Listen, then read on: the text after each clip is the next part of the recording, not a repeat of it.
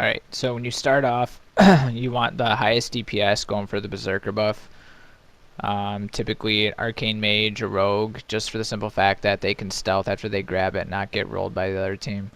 So Nemesis, come on down here.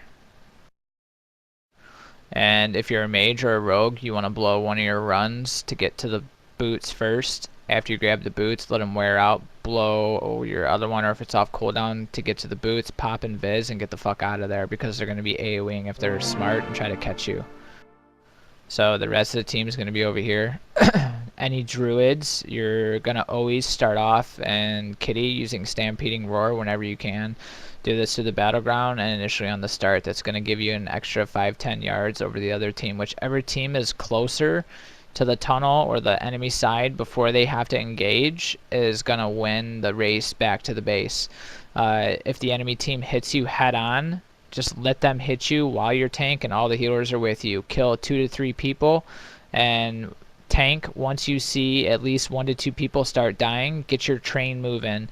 The DPS will stay back behind and finish the rest, but ideally you need to be in on that flag ASAP. If they pick up before you do, you're going to lose that race, because if that FC gets out of that base and gets to your raid before anybody, you're fucked, because they got all their healers, all their DPS there with you, and if they catch you when you come out of the enemy tunnel, you're done for.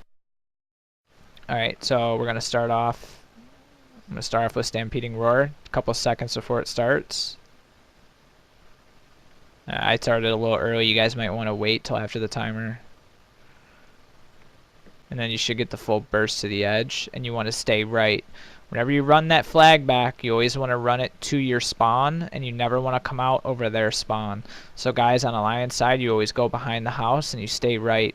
Never let your FC lead the raid in the front. He wants to be in the middle so no one else can see him. While I'm doing this, I'm going to set the enemy FC, which I should have done before the door opened, to my focus.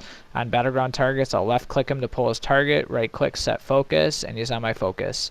So that way if I'm carrying the flag, I can see when that FC goes down. You shouldn't be hitting him, Nemesis, right now. I need him to get in there and grab the flag. Nobody should be fighting in the middle. This is a test strat so everybody can see what to do. Alright, so as you saw, I just picked up the flag and my priest life grip me to the second floor. Now, whenever you get life grip, you need to face the person life gripping you, so you make sure you go that way. If I was facing this way and I hit my run, I would have fell back down there. So ideally, now I'm automatically on the second floor and we have a head start. And if there's people, when I was picking the flag up on me, they're sure as hell not on me now. And we're out the door. Gonna blow my run speed cooldowns. And I'm always gonna make sure that I never run down the spawn side of the enemy base, ever. And I always go through this corner, and I stay as much out of sight as possible.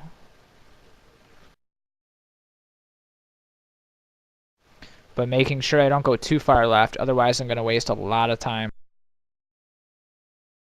So if you look to the right, you can see the enemy team over there. So they're either going to usually be on us, usually about here, pretty hard. But have no fear, all you have to do is you have to run 10 yards up here, and guess what? Here's the house with a buff in it. So always let your tank or healer grab the buff. Right now I'd probably be at 50% health, so I'm going to run out. I'm going to grab this buff. I'm going to say, how long till you guys res? There's probably 10-15 seconds left, so I'm going to stay here until the rest of my team that's dead reses, and then we're all going to play defensively, and we're going to go until I can get the flag in our tunnel. Usually about this time, their raid's either going to have an FC dead or you're going to be clear. Okay, at this point, the FC team goes inside and the DPS team makes a push. So the DPS team is going to be going across the field. I'm carrying the flag, so I'm going to be going inside. DPS teams, you guys can wait right now. I'm going to need to come back out. I'm going to give somebody else the flag, but I need to show them what the FC does, and then I'll come out and show them what the DPS team does. Always grab the boots whenever you're by them. That way your enemy can't use them against you. Grab them on the way out and you grab them on the way back, just in case you drop the flag and they have to pick up again, or one of their team members picks up the flag because you've killed him and we weren't able to cap. He can't get away with the boots quick enough. Alright, so now I'm on the path. and I'm going to tell my priest to go up to the second floor in case I need to get life gripped. And I'm going to have one healer down here with me, and I'm going to hide in this corner. Now, you don't want to be here if you're actually not getting attacked, because if I get stunned and smoke bomb, that priest on the floor can't do a damn thing for me. So I always want to make sure I'm out where he can grab me, but I'm near the pad so I can cap. Usually about right here, maybe up a little further. Anywhere in this is a good spot. I would always have one healer either tucked back here with me in case I get smoke bomb right on top of me, or another healer over here.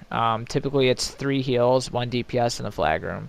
1 healer for offensive heals. So you'd have 1 healer over here so you both can't get feared, and you'd have 1 healer on top of you in case you get smoke bombed. You'd always have your back to the wall so a rogue can't get at you and you can't shadow step.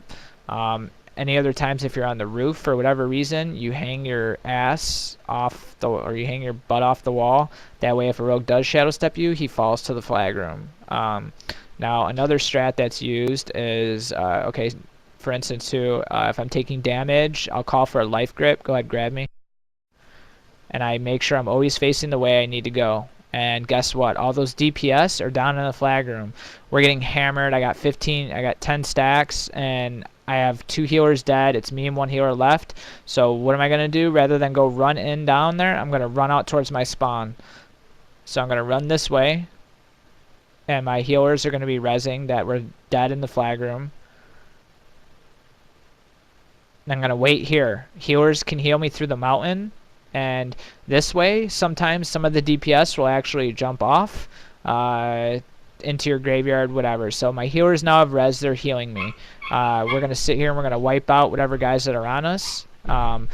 If they're still on me and I can't shake them, I'm going to run this way. And if I see them coming up the ramp. And you can also utilize this. If you need to stall just time, and they're saying just stall them 10 seconds, you can run out here and run this flag around. Now, as you see, the guy following me just fell because, you know, the footing's not right. Now, this happens to enemy players a lot of the times. Half their raid's going to drop off the cliff, and you're going to have 1 or 2 DPS on you.